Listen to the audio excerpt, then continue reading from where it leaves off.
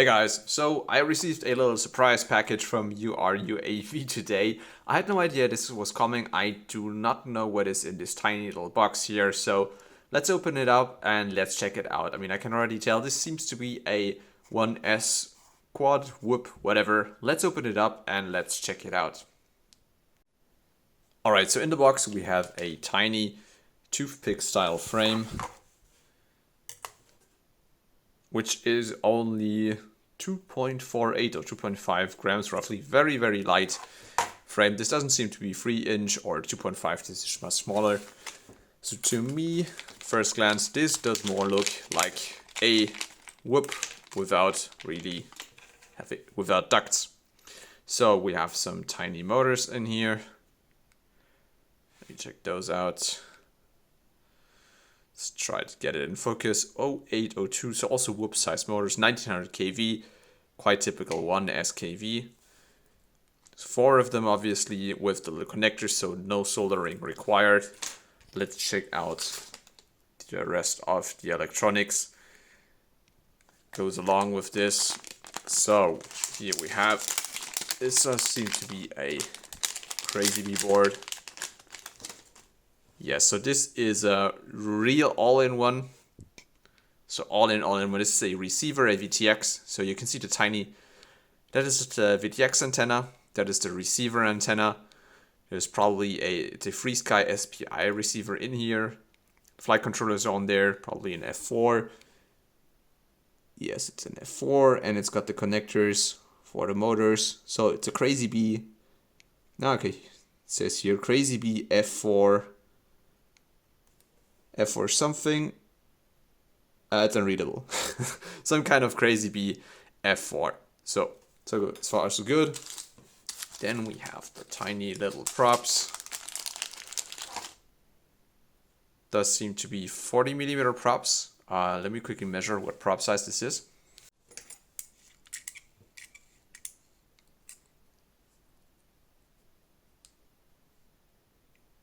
Yep, 40mm props. 40mm props. So basically it's a whoop without ducts. Camera is in here too. Also with a connector. So obviously no soldering required on here. It's also got a connector and we have some tools. So we should basically be good to go here without any soldering and just basically assembling things. So great for beginners. Don't want to solder anything. Oh, the canopy is here too. Alright, so let's get this thing assembled. Alright, so the first step is to put the screws that mount the stack and the canopy through the frame and secure them with those nylon nuts that are included in the little plastic bag. Then step 2 is assembling the camera and the adapter. So it does come with a little piece of plastic to be able to mount it in the canopy. There's also 4 screws in a little bag. There are 2 that are have slightly smaller heads. These are the ones you want to use to mount this plastic adapter onto the Runcam Nano 3. The next you use the other 2 screws that are in a little plastic bag to mount the camera into the canopy. Make sure that the orientation is correct so that you have the corner of the camera PCB where the wires are connected in the bottom right corner. Afterwards, you put the board onto the screws you already installed on the frame with the connectors facing down, and there is a little arrow on the board as you see here. Make sure that this one points to the front of the quad. And then basically you just put the canopy on top and secure the whole thing with the 4 other nylon nuts that are included. Then the next step is mounting the motors. For this you will use the little silver screws that are included. So you simply mount the motors, connect the connectors to the board, and basically you are almost done. Now, next thing is installing this rubber band here. Try to do it roughly like I did it here. This will allow you to put the battery underneath and install it, and then you are almost done with your build. last step is installing the props. So here be a bit careful, because in my probably early production model I got, there was a mistake in the beta flight setup. So the orientation how you are mounting the props is as shown on this picture here.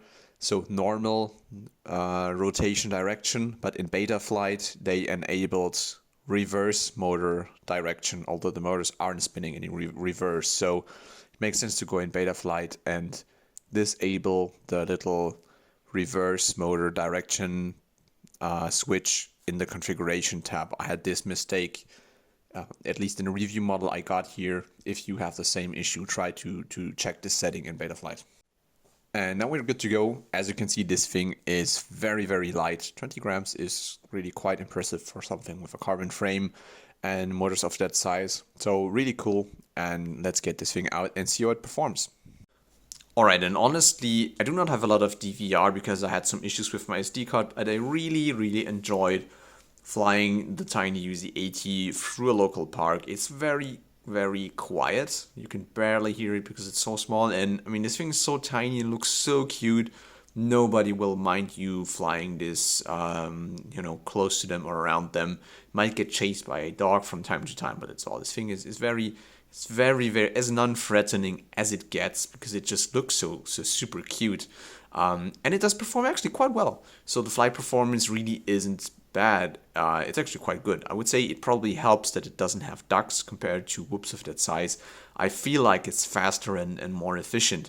Of course, you have to be a bit careful in bumping into stuff because you do not have ducts, which is a disadvantage, but I do feel like it helps flight performance. Also, the fact that it has a pretty stiff carbon frame and not only a plastic frame.